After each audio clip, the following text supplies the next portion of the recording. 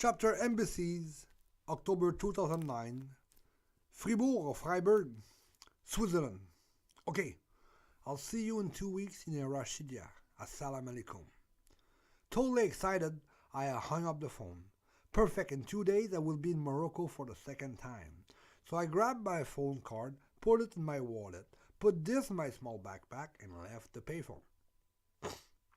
Once at a tent in the woods on the riverbank, I let my buddy Hamid know that people were expecting me in Morocco.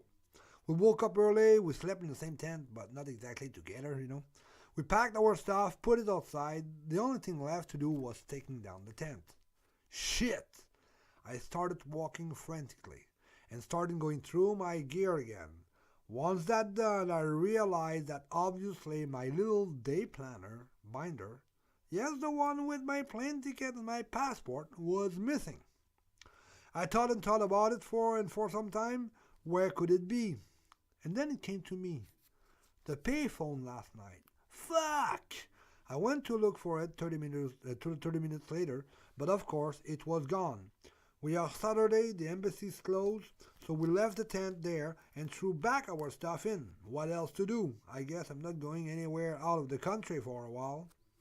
We made our way to the Banque train station, the public bench. The Banque is a daytime drop-in center in Fribourg, where many social services are offered, like meals, laundry, shower, clothing, help and advice on many health and social issues, and more. All this is done in the most respectful ways. Since I was a volunteer there, well, I started looking for something to do right away. Everybody learned of my missing passport. Something was amiss, since I should have had all my gear with me, ready to go to Geneva to jump on a plane for Marrakesh on Sunday. I guess plans change sometime rapidly. In the afternoon, Patrick, the Banque assistant director, called me in the office. He said, "You seem detached from your lost passport problem."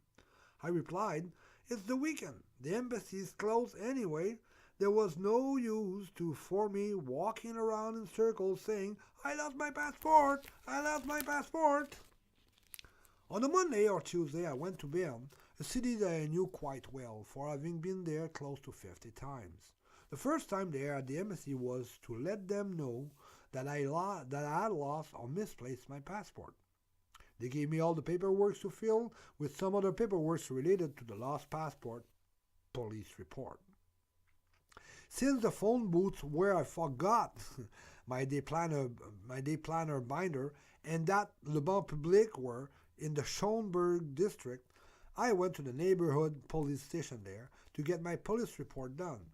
I needed, I believe, 2 Canadian references and 2 Swiss references, so I asked Anne-Marie Schmidt, the Banque director, and Patrick Genevieve, her assistant, if I could use them as references and also use the Banque address as my temporary address in Swiss.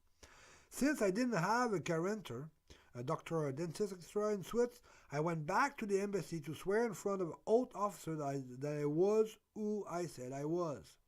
While answering some question about how I managed to survive in Swiss, when I spoke of volunteering at Le Banque, "Yeah," he said, "volunteer work, but they don't let you starve." I said, "Oh no, they definitely don't let me starve. I eat like a king every day." One day I was discussing about this little ordeal with Victor, my Portuguese buddy, and that it was taking longer than I had thought, to fix all that thing, right? Victor, very philosophically, like as a philosopher, and great wisdom, replied, "Well, you must have more things to discover about Fribourg," which I did. Thanks, Victor. Eventually, I received at Le Banque a letter of notification to go and get my passport. Getting the passport once paid was quick, but getting the funds for it took much longer. So I worked a few odd jobs. My last odd jobs was for La Tuile Soup Festival setup. La Tuile is another social place acting as a night drop-in and shelter. Extremely clean, mixed clientele, kind and respectful staff, and once again, great food. In fact, I ate like a king all the time I spent in Swiss. Suddenly, I landed in Marrakesh with a brand new passport. Chapter Embassies, Mexico City, Mexico, February 2006. She grabbed her purse, looked both ways, and quickly gave me a piece, a five. I'll start that again. She grabbed her purse, looked both ways, and quickly gave me a 5 pesos coin. She said I could get in trouble for that. I said, "What? You could get in trouble for helping a Canadian at the Canadian embassy?" To this she replied yes. Now I was already in Mexico since November 2005. That way in February, like 4 months, right? My backpack was taken or stolen on the fortnight that I have arrived. Of course, I could have fought for it. I thought I would have gone over my 6 months stay, my 6 months allowed stay. All I wanted was to inquire about a possible extension on my entry visa. But once at the embassy, it became quite different.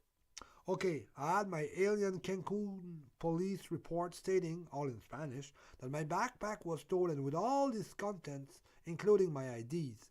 But I wasn't really mugged or beaten or kidnapped. I was healthy. I guess I should have been a little more desperate to come back in Canada, but Mexico is much warmer than Canada in February, so I was not much of a hurry to get back after all. But I had the logical thing to do. Now, who said that I always act logical? To try to get someone in Canada to pay for an emergency passport, good for 72 hours only upon reception, and a return flight. I told the girl at the desk that I didn't know anybody. I didn't know anybody who could fork out $1,000 or so for my return. She said there must be someone.